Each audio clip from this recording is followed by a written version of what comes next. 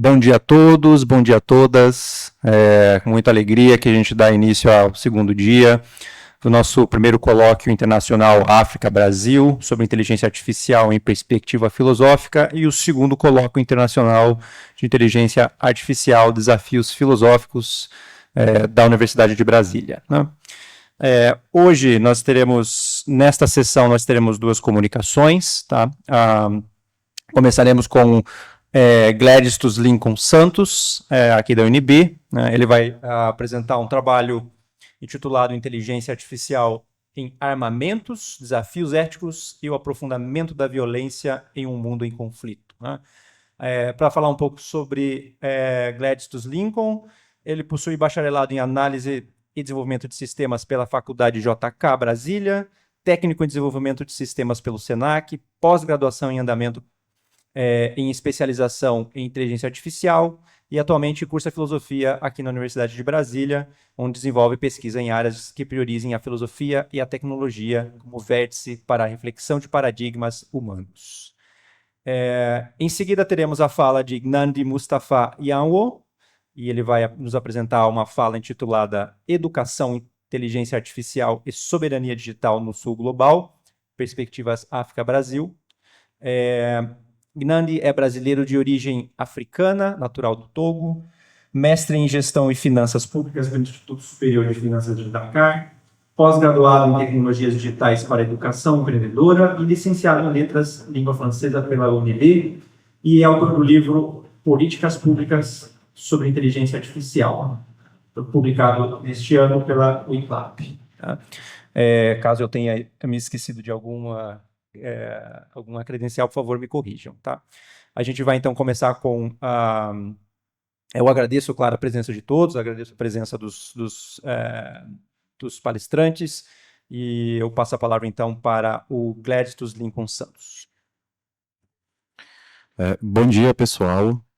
Primeiramente, agradecer a oportunidade de falar da minha pesquisa aqui neste congresso, agradecer ao pessoal aqui da coordenação, da organização, ao colega com quem eu vou dividir a mesa, e é uma grande satisfação para mim estar aqui. Bom, eu vou falar de alguns desdobramentos de uma pesquisa que eu realizei como parte do projeto de iniciação científica da UNB 2024, apresentado em 2025, há pouco menos de um mês, onde eu desenvolvi uma pesquisa sobre a aplicação de inteligência artificial em armamentos e como isso aprofunda a violência em um mundo onde conflitos e guerras eclodem a todo momento. Não será possível, por questão de tempo, apresentar a pesquisa como um todo em seus detalhes. Então eu escolhi dois aspectos da pesquisa para conversar com vocês hoje. Eu então gostaria de começar dando um passo atrás e pensando um pouco sobre o termo e o neologismo que conhecemos por IA, inteligência artificial. Embora isso já esteja sendo discutido amplamente e largamente, as pesquisas em inteligência artificial elas não começaram nessa última década. Na verdade, elas são um pouco mais longevas. Elas datam da década de 50, quando ocorre a primeira conferência sobre inteligência artificial em New Hampshire, nos Estados Unidos, no ano de 1956. Essa conferência se chamou Conferência de Dartmouth. E ela já nasce com o objetivo de angariar recursos não só para a realização da conferência, mas também para a continuidade das pesquisas dos pesquisadores que movimentam isso e fazem essa conferência acontecer.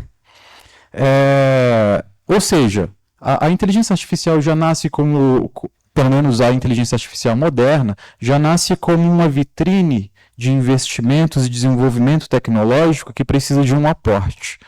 Há um segmento da indústria que se interessa muito por novidades, que as recebe muito bem e que inclusive as patrocina e produz e patenteia, que é a indústria bélica de armamentos, artefatos militares.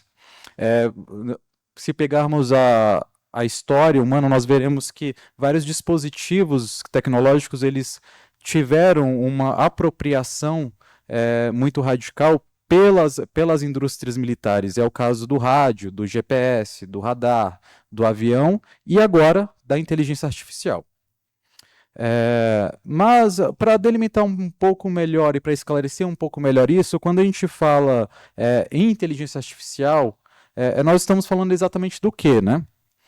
Bom, nós estamos falando de algoritmos, é claro, mas também de modelos semânticos, de linguagem e de um conjunto de técnicas, métodos e pesquisas onde se insere algumas técnicas como o aprendizado de máquina, as redes neurais multinodais e também a automação. A automação aqui, nesse contexto de inteligência artificial e armamentos, é um aspecto importante, pois a autonomia é um conceito muito trabalhado e divulgado pelas pessoas e pela indústria que produz esses artefatos. A autonomia aqui, ela é priorizada em relação a outras coisas pela capacidade de garantir uma melhora de decisão de robôs, máquinas e sistemas. A autonomia aqui tem um sentido estrito, aplicado à tecnologia. Qual é ele? É a capacidade de se autogovernar e determinar simplesmente? Não, não é só isso. É a de cumprir tarefas, com pouca ou nenhuma interferência humana. Ou seja, é a execução de parâmetros de maneira eficiente. Há um aspecto muito interessante a respeito da autonomia em armas, porque essa autonomia hoje ela não é total. Esses artefatos, embora eles tenham um certo grau, e a autonomia tem vários graus, né? Às vezes depende de um monitoramento e de uma interferência maior para que esses artefatos executem suas tarefas, ou menor, mas ainda assim exige interferência humana, seja no monitoramento dessas armas em suas ações, seja na definição de seus objetivos e na análise de seus resultados. Como exemplo, nós podemos dar 2 exemplos, por exemplo, de autonomia. Imagine um drone que precisa racionar o seu estoque de combustível para garantir uma autonomia maior de voo. Ou, de outro modo, imaginem também que um drone ele foi programado para localizar, analisar e definir e executar a melhor trajetória de um artefato explosivo até um alvo determinado.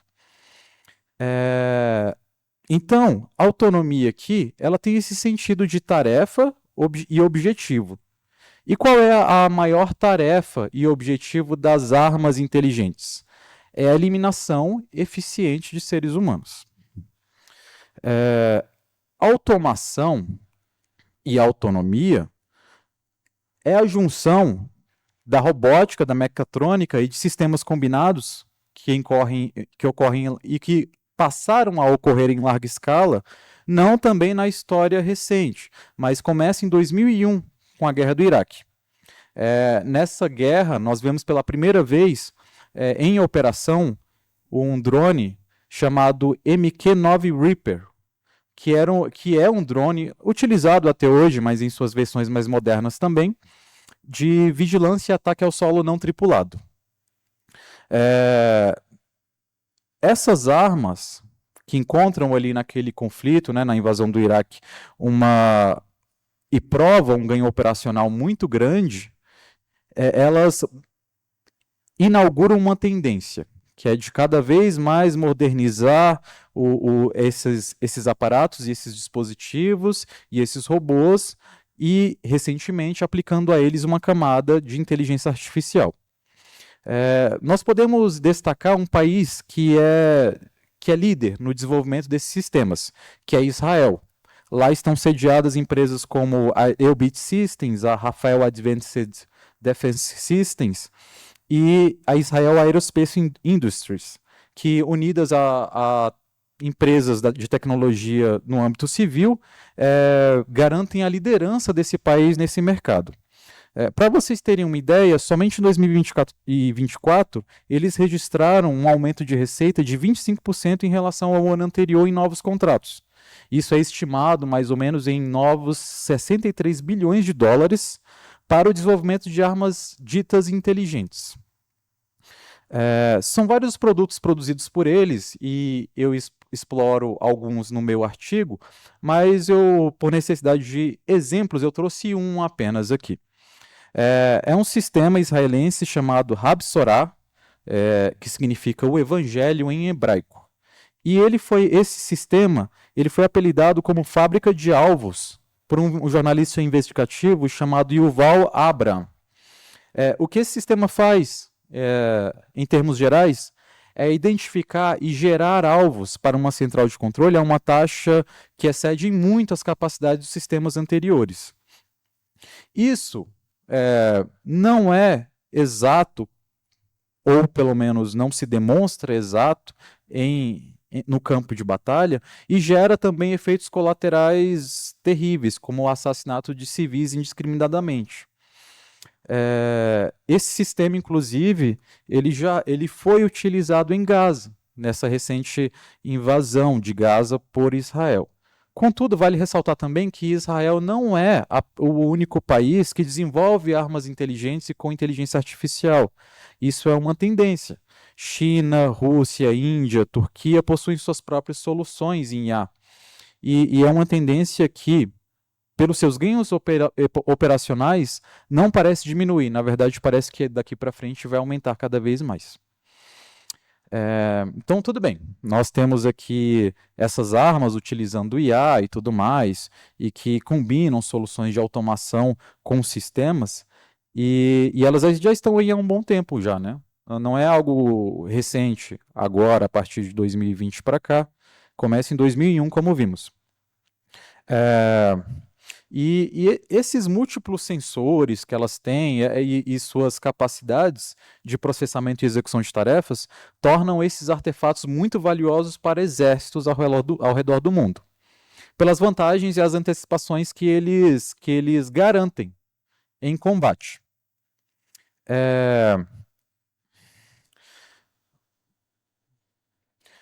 No meu artigo, uma importante referência foi um filósofo francês chamado Gregory Chamoyot. Ele tem um livro chamado A Teoria do Drone, lançado aqui pela Cosac Naif em 2015. Nesse livro, ele desmonta o dispositivo do drone, explorando suas várias facetas e nas várias radicalizações que esse artefato produz em relação à disseminação de violência. E as capacidades destrutivas desses artefatos, elas são muito extensas. Elas radicalizam o conflito e tornam o conflito um para um, que seriam de seres humanos contra seres humanos, em um conflito entre seres humanos e máquinas, onde as máquinas, através de seus sensores térmicos e de seus processadores, excedem as capacidades humanas em combate, ou seja, não se torna mais um conflito entre duas forças, mas uma lógica de caça e presa em um território de exploração, humano versus máquina. Isso também implica diretamente um desafio ético de muito difícil resolução, pois como falar de ética com todo esse background extremamente problemático e incentivado e, principalmente, muito lucrativo para essas empresas. Recentemente, a Marilena Chauí, filósofa brasileira, lançou esse livro aqui, Filosofia, um Modo de Vida, lançou pela editora Planeta. No capítulo 4, intitulado A Ética como Ideologia, ela começa assim: embora tá, eté e mores significam o mesmo, isto é, costumes e modos de agir de uma sociedade, no singular ethos e o caráter ou temperamento individual que deve ser educado para os valores da sociedade, e tá, ética é uma parte da filosofia que se dedica às coisas referentes ao caráter e à conduta dos indivíduos. Por isso, é preciso voltar-se para a análise dos próprios valores propostos por uma sociedade, e para a compreensão das condutas humanas, individuais e coletivas, indagando sobre seu sentido, sua origem, seus fundamentos e suas finalidades. Para falar de ética também, nós também temos que falar do ethos, palavra de origem grega, que significa, em termos gerais, costumes que se ligam a uma moral, e mores, que tem origem no latim e significa costumes obrigatórios ou deveres. Unificando essas duas coisas, ética e moral, nós passamos a operar através de uma distinção, que para Marilena Chauí é fundamental, entre vício e virtude, bem e mal. Bom, como então falar sobre o uso ético de armamentos com inteligência artificial, ou de uma maneira mais extrapolada, onde esses artefatos são usados e explorados, que é a guerra? Existe uso ético de armas envolvendo inteligência artificial? Existe uma guerra ética? Não, não existe. A guerra e esses artefatos também, eles estão no espaço onde o vício é generalizado, que são as guerras, onde coisas como leis, garantias e direitos são suprimidos e constantemente, sistematicamente ignorados em favor do emprego da barbárie e com o objetivo de levar o inimigo à capitulação a qualquer custo.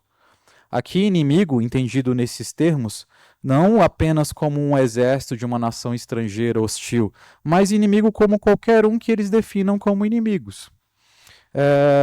Sabemos que barbáries, massacres ocorrem assim, em muita conta nesses espaços e nesses eventos. Algumas maneiras de tentar estabelecer regras mínimas assim de conduta em guerras nós podemos encontrar na Convenção de Genebra de 1949, na Convenção de Haia de 1899 e 1907 e nas Convenções de Direitos Humanos de 1969.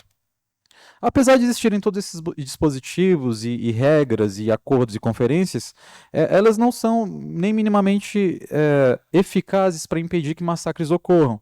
Para citar só dois, agora, em 2022, tivemos um massacre ocorrido na cidade de Bucha, no conflito Rússia e Ucrânia, onde 300 civis foram executados.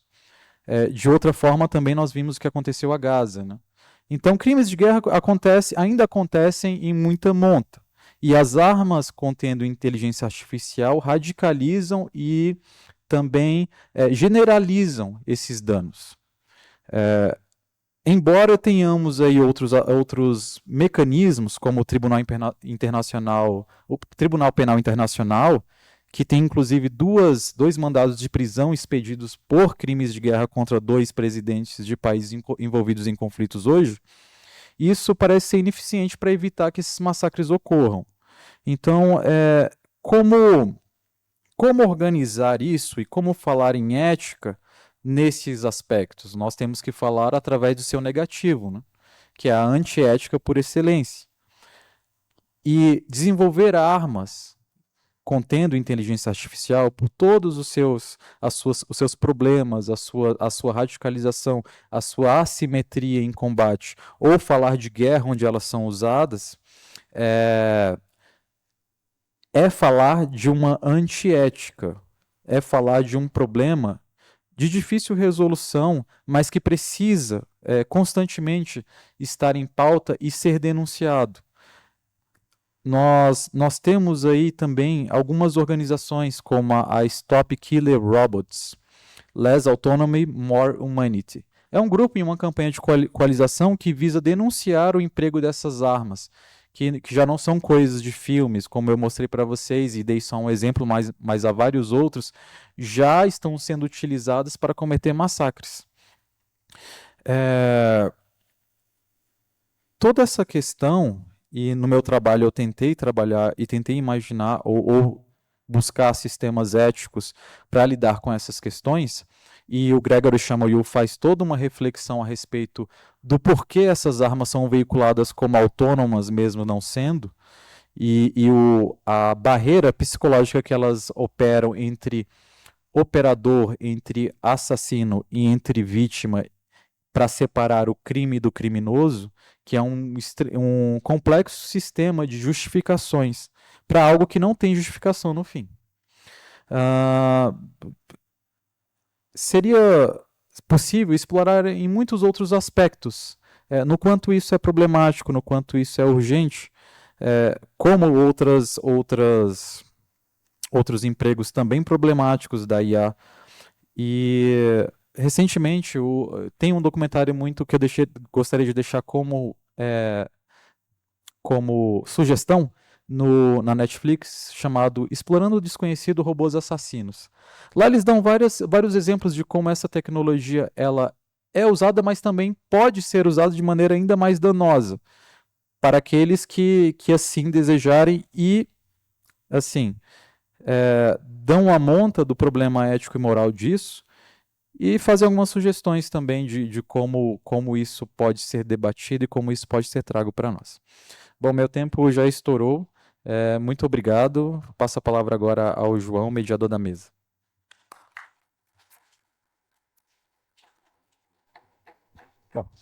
Eu agradeço ao Lincoln pela fala. Agora eu passo novamente passo a fala para o Nandi Mustafa Yanwo e vou apenas repetir o título da fala dele. Ele vai apresentar sobre educação, inteligência artificial e soberania digital no Sul Global, perspectivas África-Brasil. Bom dia, gente.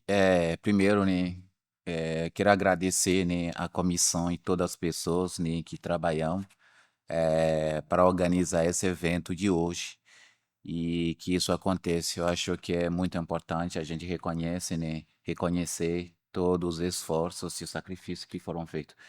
E eu quero agradecer também o professor Felipe e os demais colegas também que estão investindo, né, nessa cooperação de pensamento acadêmico, voltando, né, para a questão da humanidade com as tecnologias.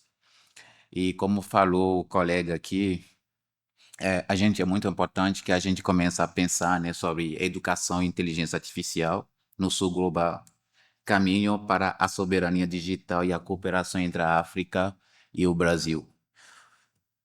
Uma das reflexões começa com uma questão central: como podemos pensar uma educação que não apenas consuma a tecnologia, mas que produza a soberania digital? Então, essa é uma pergunta que a gente tem que começar a trabalhar sobre isso para entender a dimensão da inteligência artificial.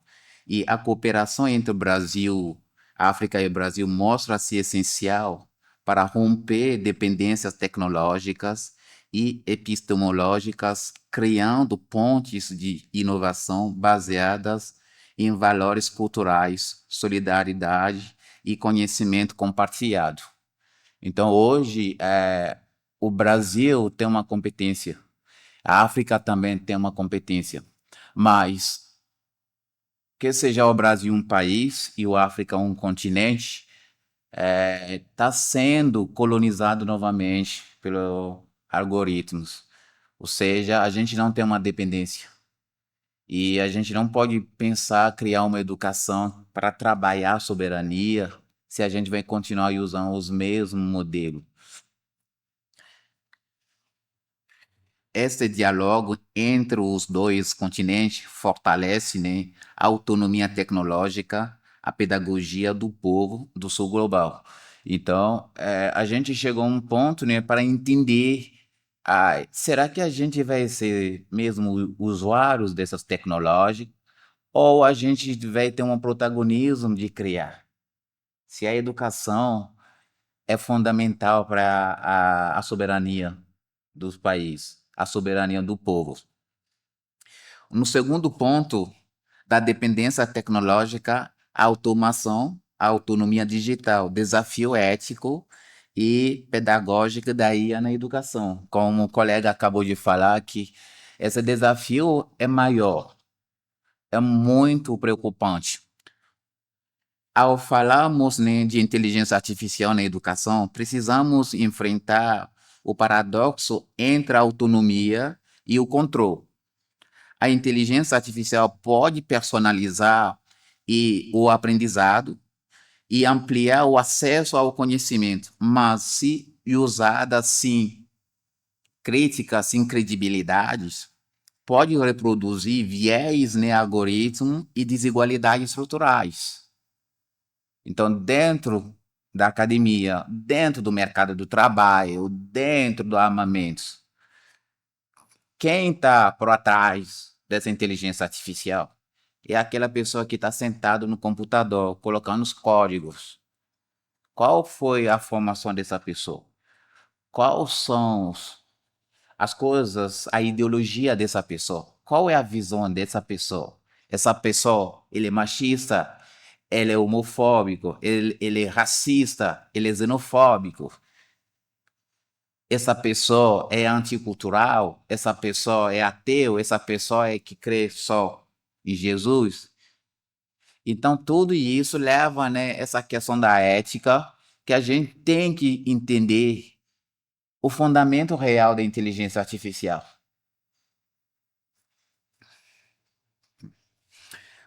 O desafio está em formar, né, educadores e estudantes capazes de compreender, questionar e co-criar tecnologia e não apenas utilizá-las. Hoje, nesse aspecto, minha visão é que nós precisamos colaborar no campo de pesquisa, na formação de docentes e discentes que são capazes de criar. A gente não precisa só usar o chat GPT. A gente precisa entender como foi criar o chat GPT e criar nosso chat GPT. Vou dar um exemplo aqui. Se você quiser produzir um conteúdo, você quer questionar, procurar fazer uma pesquisa, faz a pergunta para o chat GPT e usando o português e faz a mesma pergunta em inglês. A resposta vai ser diferente. A qualidade da resposta vai ser diferente. Porque ele tem já um viés que foi programado, criado em inglês. Ou seja, ele vai dar o melhor dele em inglês. No português, ele vai entregar a cópia em português. E a mesma que vai acontecer em francês e outros idiomas. E por isso que a China trabalhou para criar sua própria inteligência artificial. Por isso que a China tem suas próprias redes sociais. Porque eles têm o controle do algoritmo. E o exemplo palpável é que os Estados Unidos acabam de comprar o TikTok. Qual foi a primeira coisa que eles fizeram? Eles que são defensores da liberdade de expressão, mas a primeira coisa que eles fizeram é mudar o algoritmo. Porque eles sabem que quem tem o controle do algoritmo tem o poder. Uma das questões também é a inteligência artificial e a colonialidade. Reimaginando o futuro da educação no sul global. Pensar aí sob uma perspectiva decolonial e reconhecer que os algoritmos não são neutros. Eles carregam lógicas de poder e visões do mundo. A educação, portanto, precisa abrir o espaço para epistemológicas do sul, onde saberes africanos e latino-americanos também moldem o desenvolvimento tecnológico. Reimaginar a inteligência artificial significa recuperar o direito de pensar e criar a partir das nossas próprias realidades. Então, trabalhar a soberania na questão de inteligência artificial, nas tecnologias digitais, a gente está querendo se recuperar. Porque o que está acontecendo hoje, como um colega falou sobre o armamento, o chat GPT, o dono do chat GPT, acabou de afirmar um acordo bilionário com a Amazon. Mais de 30 bilhões de dólares. O que ele vai entregar para ele são os dados. E esses dados são os dados de nós, os usuários. Eles estão pagando para coletar esses dados? Não. Mas eles sabem hoje, eles podem apresentar para qualquer empresário do mundo o que é inovar no Brasil. Olha, esse nicho aqui você pode investir, essa aqui, eles têm esses dados. A partir do que a gente faz com inteligência artificial. E fora disso, a gente tem que entender, às vezes, por que o Google, nesse ano, decidiu liberar o uso de Gemini com inteligência artificial, tudo de graça para os estudantes. Na verdade, ele precisa de pessoas que têm conhecimento, pensamento críticas para treinar a inteligência artificial deles. E eles não querem contratar, não querem pagar. E eles só sabem que os estudantes, para usar a inteligência artificial, vão fazer produção de conhecimento, pesquisas. Então, eles vão ter um questionamento objetivo que vai ajudar a trabalhar o raciocínio lógico da inteligência artificial. De fato, eles teve um argumento de falar, vamos dar de graça para vocês. Mas, de fato, não é de graça. Porque quem está usando está treinando. E são os dados valiosos. Você faz pesquisa, você vai fazer mineração de dados, você vai fazer buscas, e tudo isso a inteligência artificial aprende. Se a gente acabou de parar de usar a inteligência artificial, ele vai acabar. Porque ele precisa de dados novos. E esses dados novos dependem da gente, cada um de nós.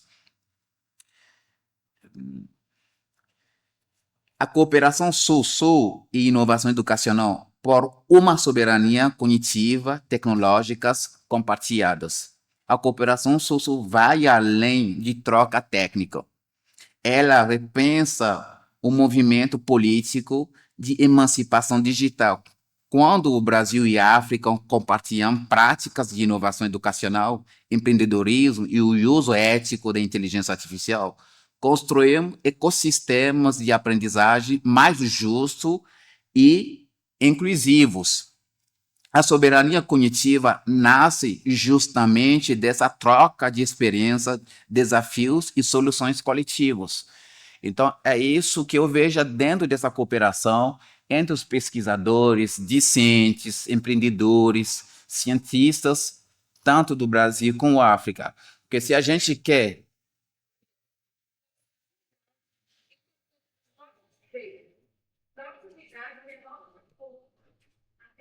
Só um minuto que estamos tendo uma interferência técnica. Então, se a gente quer trabalhar, né, esse aspecto, né, da soberania, a gente tem que colaborar, a gente precisa. E quem são os países? Porque eu estou insistindo sobre a cooperação entre o Brasil e a África. São os maiores consumidores dessas tecnologias, os maiores que estão dependendo dessas tecnologias, e eles são os países ainda que têm recursos enormes para poder produzir isso. Por que não está sendo sediado esse conhecimento para esses países? Para o Brasil, para o continente africano? Porque quem está criando precisa de pessoas. Ele precisa que o demais fica dominando, para que eles possam continuar explorando. Então, o que eles estão fazendo hoje? O mercado do trabalho já está mudando, é uma realidade que já mudou. E se a gente, dentro das faculdades, dentro da academia, proíbe pesquisas, a gente não financia investigações sobre as ferramentas digitais e inteligência artificial, qual será o futuro da juventude? Qual será o futuro deles no mercado do trabalho? E isso a gente tem um impacto real nesse exato momento. E tem um ponto também, que é a educação empreendedorismo, a justiça digital, repensando políticas públicas de inteligência artificial no século XXI. As políticas públicas têm um papel estratégico para transformar a inteligência artificial em um instrumento de justiça digital e inclusão socioeconômica.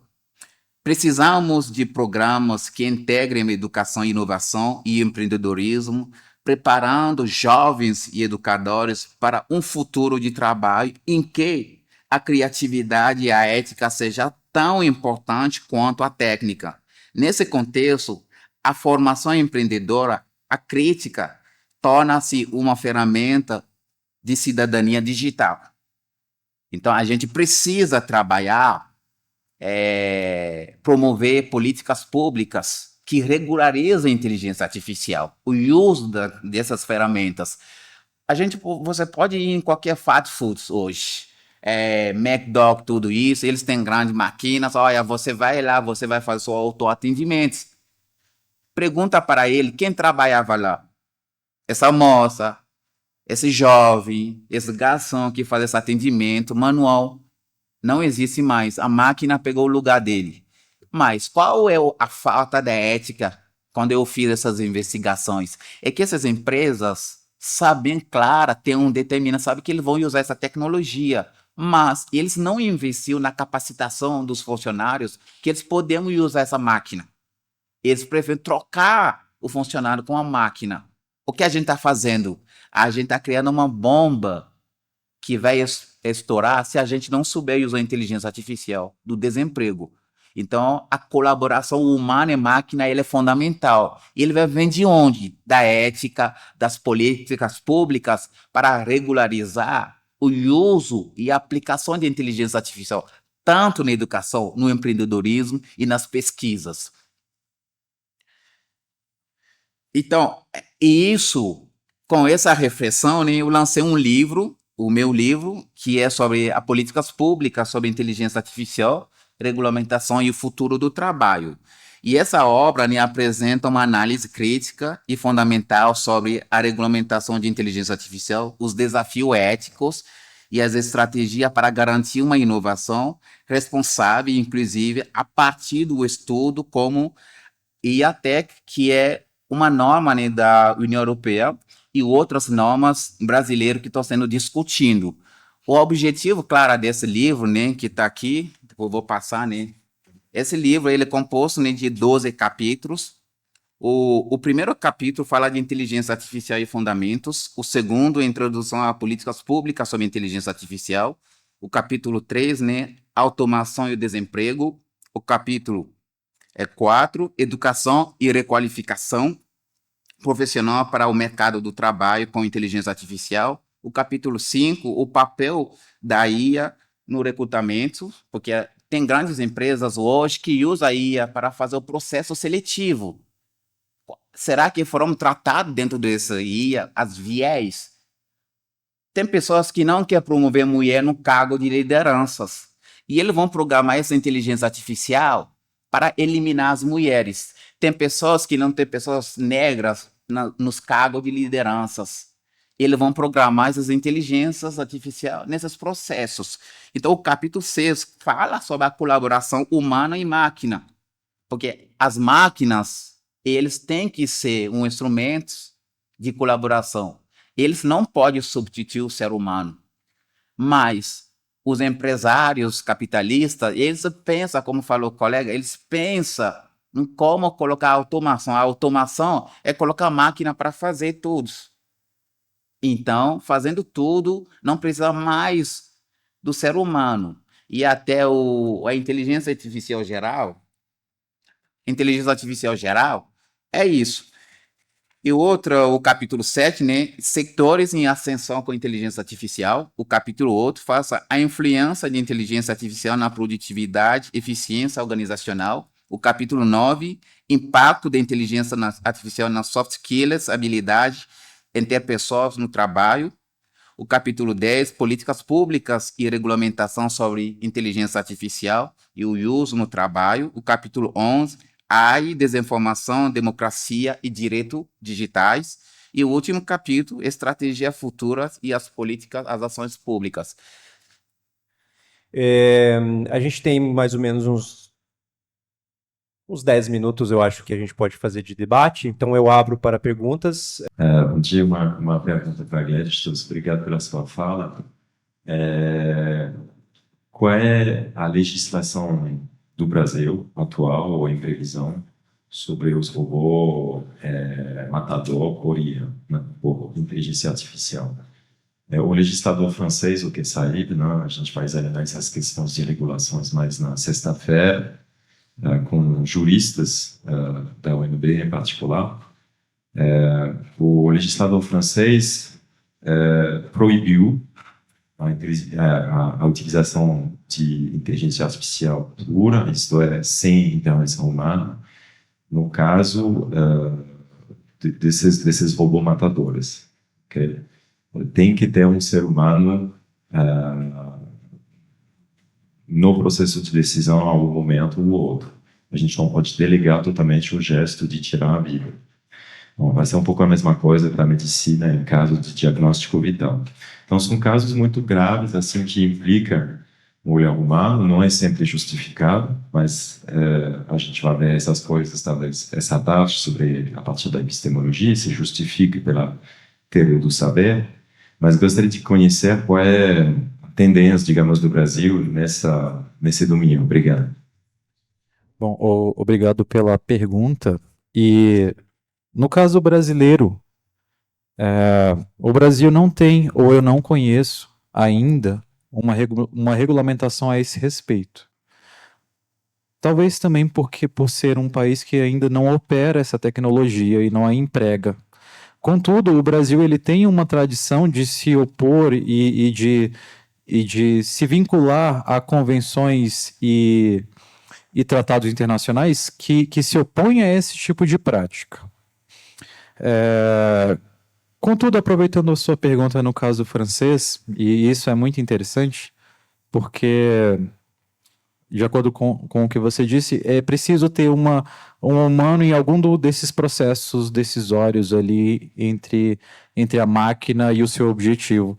E no caso das máquinas assassinas, desses killer robots, ali entre o processo entre a decisão que a máquina vai tomar e de fato, o assassinato.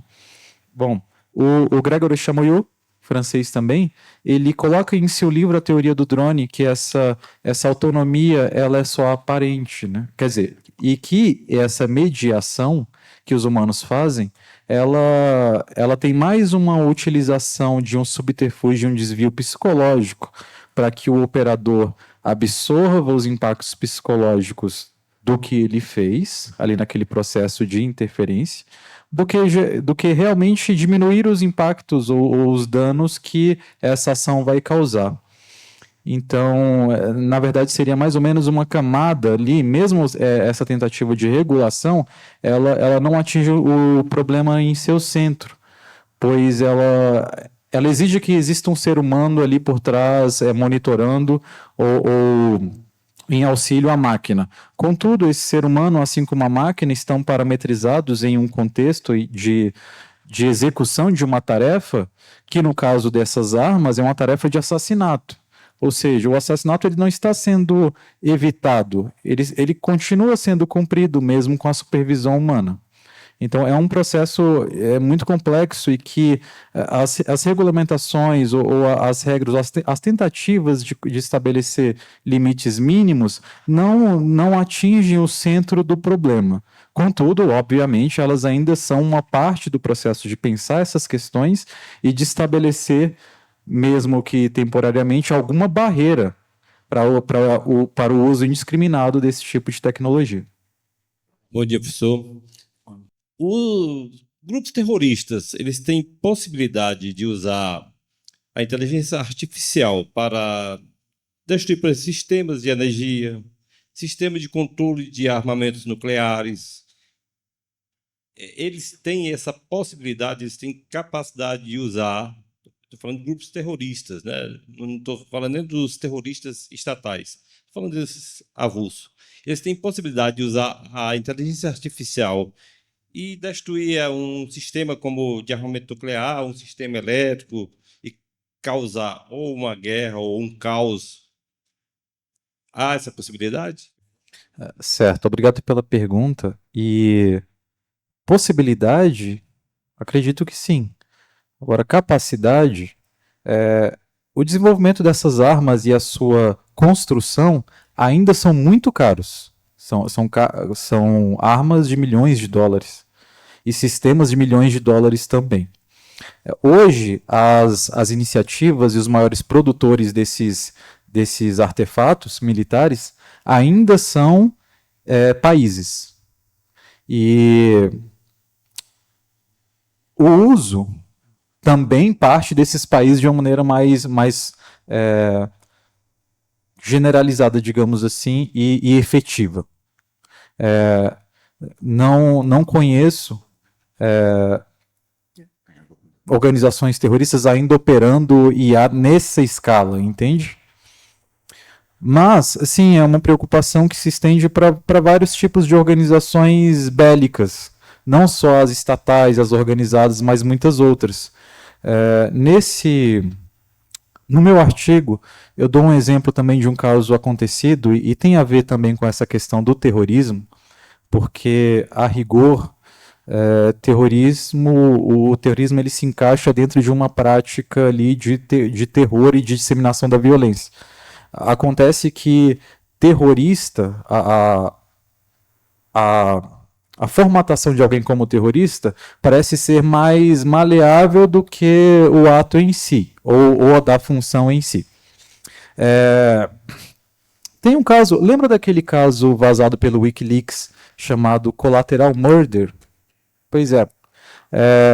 Para quem não conhece, foi um vídeo muito famoso, ele vazou em 2010, se não me engano, e ele mostrava um visor de um helicóptero Apache e a discussão dos pilotos em relação a atingir ou não um grupo de pessoas ali na região de Bagdá.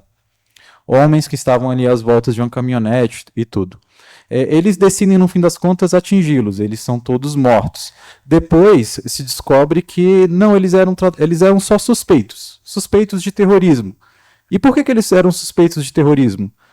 Por conta de sua etnia, por conta de sua nacionalidade, por conta dos lenços árabes que eles usavam e por estarem ali naquele território, que se tornou um território de disseminação da barbárie pela ocupação de um país estrangeiro. Então, assim, outro caso, agora também recente, e esse caso dá conta do uso de inteligência artificial por Israel, que eles estavam usando um tipo de identificação facial, e um dos parâmetros dessa identificação facial estabelecia uma variável target para todo aquele que estivesse usando um lenço árabe. Então, às vezes, um lenço árabe ou estar num determinado local vai te tornar um terrorista ou não. Mas essa é uma outra problemática do emprego desse tipo de situação em tecnologia. Contudo, sim, podem ser utilizadas por grupos terroristas, mas hoje a principal problemática é daqueles que detêm o capital necessário para produzir essas armas e usá-las, porque tanto o seu uso quanto a sua construção ainda é muito caro. Só antes da passar a pergunta, acho que Nani quer fazer um pequeno complemento sobre essa pergunta feita. Então, sobre essa questão, né, se os terroristas vão ter acesso, têm capacidade, né, de usar, antes mesmo de fazer essa pergunta, a gente tem que voltar na base. Quem tem o poder de poder produzir essas armas? Então, os terroristas não têm, esses indivíduos não têm a capacidade de produzir. Eles só vão ter acesso quando alguém cede essa tecnologia para eles. E isso pode acontecer dependente, como a gente sabe, na construção dos Estados Unidos, que visa o lucro. Então, quando eles têm um objetivo, eles podem usar essas terroristas para atingir o objetivo deles. E para atingir isso, eles dão armamentos. As armas que eles têm, eles não fabricam. E o Estado tem todas capacidade de poder controlar. Mas como essas armas chegam até eles? Porque o fabricador que está trabalhando com eles libera isso e tem um sistema de burlar qualquer tipo de mecanismo de segurança.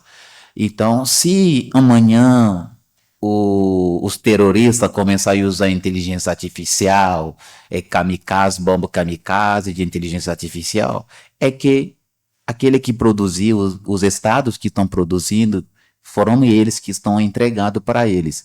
Então, nossa preocupação tem que ser mais sobre essa questão da segurança, porque os terroristas eles não têm capacidade de adquirir.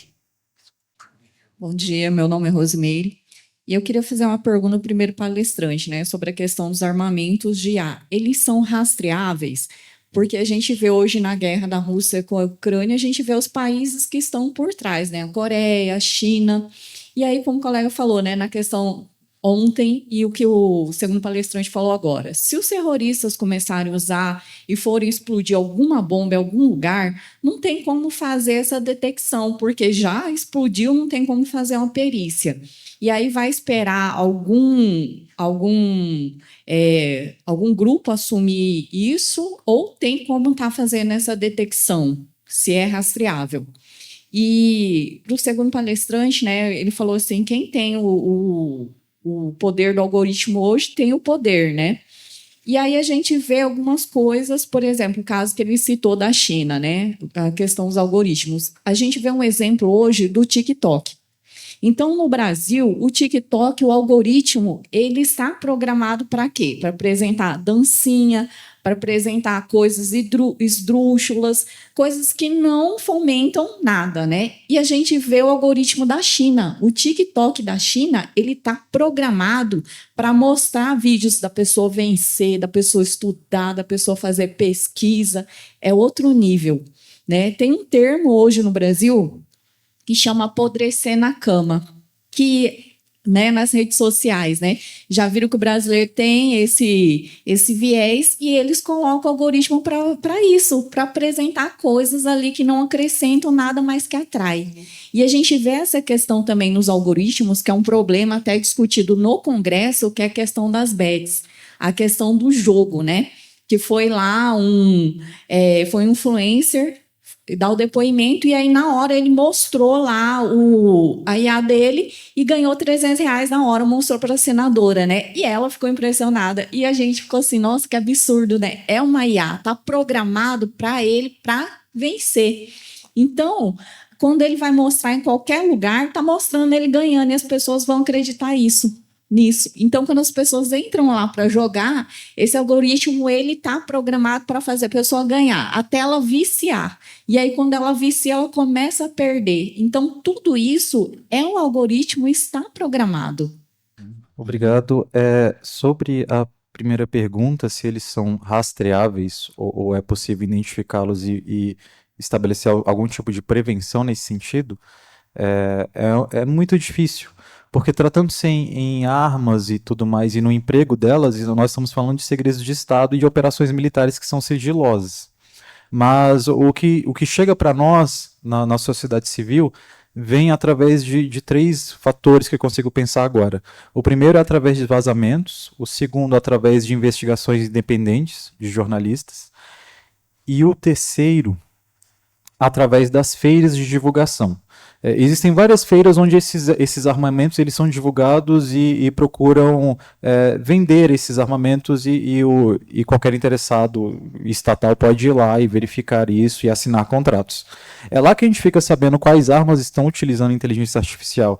Depois no campo de batalha, com notícias a respeito do uso dessas armas, seja no seu uso efetivo ou no seu abate e no recolhimento de destroços, a gente consegue perceber que ali foi usada uma inteligência artificial para causar algum dano. Mas ainda nessa questão do terrorismo e tudo mais, e tratando-se de uma guerra onde a barbárie ela é generalizada, atos de terrorismo acontecem nesses meios o tempo inteiro. Atos de terror, atos de extrema violência. E para isso se valem todos os métodos possíveis. Pela IA garantir uma maior eficiência e uma maior generalização de danos, ela é utilizada nesse contexto. Então é uma questão muito difícil assim, de identificar, e principalmente de estabelecer alguma prevenção ou vacina. Não há uma solução fácil para isso. Eu acho que no momento não há nem solução, mas a denúncia precisa continuar e a exposição também. E nós precisamos entender o que está acontecendo em relação a isso, justamente para desmontar os seus dispositivos e fortalecer essas denúncias.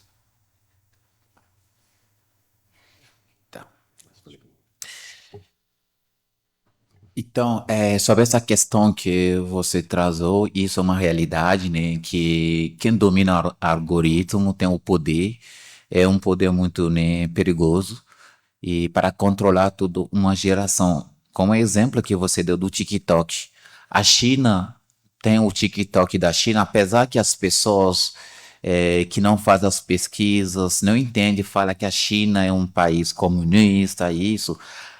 O TikTok da China é votado pela educação, pela profissionalização. Se você tem o acesso, eu tinha baixado isso, se você tem o acesso do TikTok da China e você deixa seu filho continuar assistindo, em 6 meses, seu filho vai começar a produzir algum tipo de produção científica. E ele vai levar ele a poder escolher seu caminho. Ao contrário, o TikTok de Brasil é para empobrecer a população brasileira. Ele não vai entregar conhecimento científico, crítico. É como se é uma armadilha para pessoas não aprender. E o TikTok é um tipo de algoritmo para o Brasil, é que a juventude não tem mais nenhuma paciência de ler 2, 3, 5 páginas. Em sala de aula, uma vez que o professor começa a falar, 10 minutos, o estudante já está cansado, porque ele já está acostumado para assistir vídeo de 30 segundos.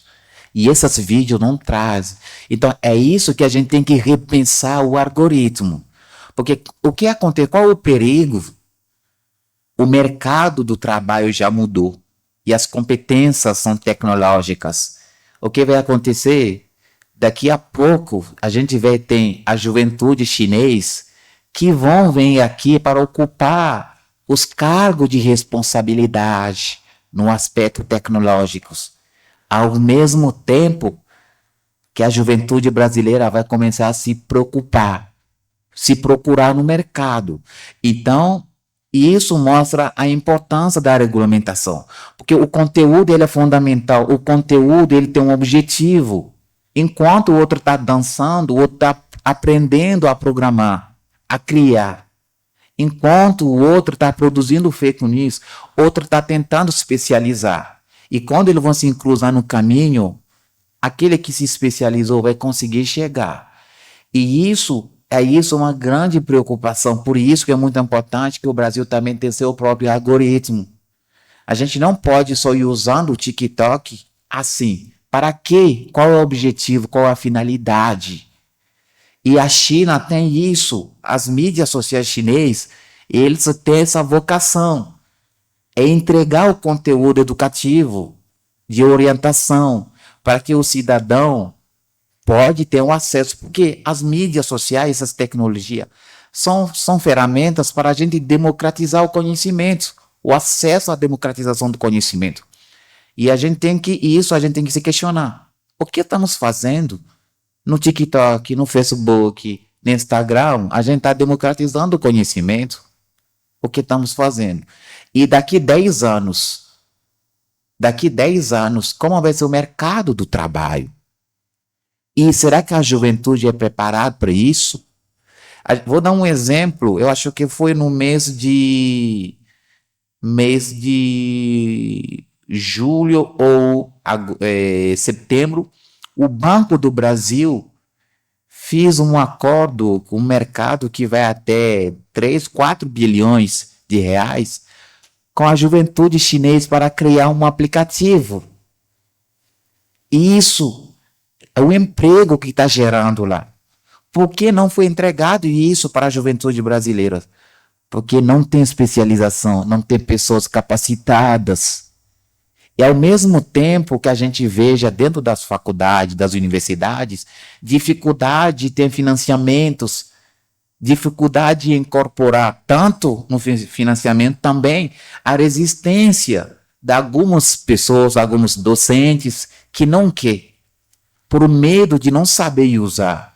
Então eu acho que tem um ditado, né, eu estou esquecendo o nome desse americano, que hoje a gente tem que saber reaprender o que a gente já sabe fazer. Estou esquecendo o nome dele. O processo educativo hoje é reaprender o que eu soube.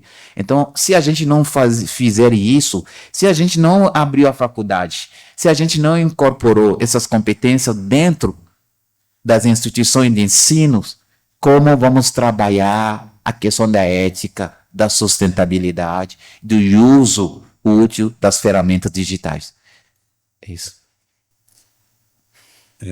Eu quis rebater sobre essa fala, talvez lançando uma pedra do professor Boal, estou citando ele, e perguntando o que seria a solução para o continente africano. Agora que você falou bastante do Brasil, uma coisa que a gente poderia pensar de maneira espontânea é vamos acreditar na União Africana. E o Centro de Pesquisa da União Africana sobre a Inteligência Artificial está em Brazzaville, se chama o CARIA, caria.org, para quem se interessa. Então, não é algo vazio, está começando, mas é só o início. Só que o professor Boal faz a objeção seguinte, sendo ele um velho político, não? Enquanto a União Africana for financiada pelo mundo ocidental, nada vai dar certo. Qual seria a sua opinião sobre o assunto? Obrigado. Tá. Nesse aspecto, né, a gente vai ter que trabalhar essa questão da soberania. Os financiadores da União Europeia da União Africana são os americanos e outros europeus. Eles têm um objetivo significado, eles têm um objetivo que esses dinheiros não é para trabalhar as competências de criar o algoritmo. Eles querem capacitar as pessoas a continuar usando. Então, hoje, a África tem que investir na formação, a capacitação das pessoas capazes de criar esses algoritmos nas próprias, continuando com os valores africanos. E isso é muito importante para o continente africano financiar o intercâmbio dos estudantes africanos com os países que têm essa facilidade de fazer essa transferência de conhecimento tecnológico. Os Estados Unidos não fazem isso. Tampouco a União Europeia. Um país que está um pouco aberto para fazer essa transferência de tecnológicas são os chineses, que são um pouco abertos, e os russos, que são pouco. E, além disso, tem um país que ninguém fala, que é o Irã. O Irã, quando você vai fazer pesquisas, quase 90% dos cientistas iraneses são as mulheres. São as mulheres. E eles têm conhecimento muito, muito aprofundado. Muito. Então, o África tem que procurar colaborar com os demais países do Sul que podem facilitar a transferência da tecnologia. O África tem que mudar o sistema educacional. O desafio da África é mais profundo. Estamos falando hoje, por exemplo, se a gente pega, tem uns países ainda, tem cidades que não têm acesso à eletricidade. E sem a eletricidade, a gente vai falar do acesso à internet e à qualificação. Mas não falta de recurso. Então, o problema do África, se considerando no Brasil, o Brasil hoje está trabalhando a questão de letramento digital. E o África ainda não. Porque a gente está discutindo agora de sair desse modelo educacional que foi o legado do colonialismo. Então, o África hoje tem que superar vários desafios e trabalhar também esse letramento digital, trabalhar o intercâmbio, procurar parceiros com várias entidades, países, que pode facilitar a transferência de conhecimento tecnológico. Isso. Um breve último comentário, já que a questão do terrorismo apareceu 2 vezes, e assim, pela dificuldade de obtenção e pelos custos de desenvolvimento dessas armas, elas ainda são inacessíveis para grupos terroristas, e excetuando-se o fato de que exércitos constituídos também cometem atos de terrorismo, mas falando dessas organizações menores, um tipo de arma que seria acessível e que aparece nesse documentário Killer Robots, para esses grupos, seriam armas químicas, armas químicas e biológicas. Nesse documentário aparecem 2 pesquisadores, eles estavam desenvolvendo um modelo de inteligência artificial para descobrir novas moléculas e ligações para criar novos medicamentos. Em determinado momento da pesquisa eles se fazem a pergunta, a gente está pesquisando isso aqui para criar novos medicamentos, mas e se o nosso objetivo fosse criar novas toxinas, novos venenos? Eles alteram um único parâmetro e o modelo começa a trabalhar para descobrir não novos tratamentos e curas, mas para descobrir novos venenos e químicos. O modelo trabalha ali durante uma madrugada e tudo mais, e ao final disso eles têm 43 mil novas toxinas. Algumas já eram conhecidas, mas outras completamente novas, e algumas até mais tóxicas que o agente nervoso VX. Então, assim, é de fato muito perigoso e pode ser mais acessível por essa via, sabe? Mas vale também ressaltar ao final disso e dessa reflexão que o VX, esse agente neurotóxico dessa toxina, ele é desenvolvido primeiramente por um centro de pesquisa inglês, pelo Estado inglês. Então é uma questão muito complicada e muito difícil. Mas esse seria um dos casos que organizações terroristas poderiam operar essas armas e causar dano, sim. Dito isso, eu agradeço a ambos, ao Lincoln e ao Nandi. Peço uma salva de palmas para ambos.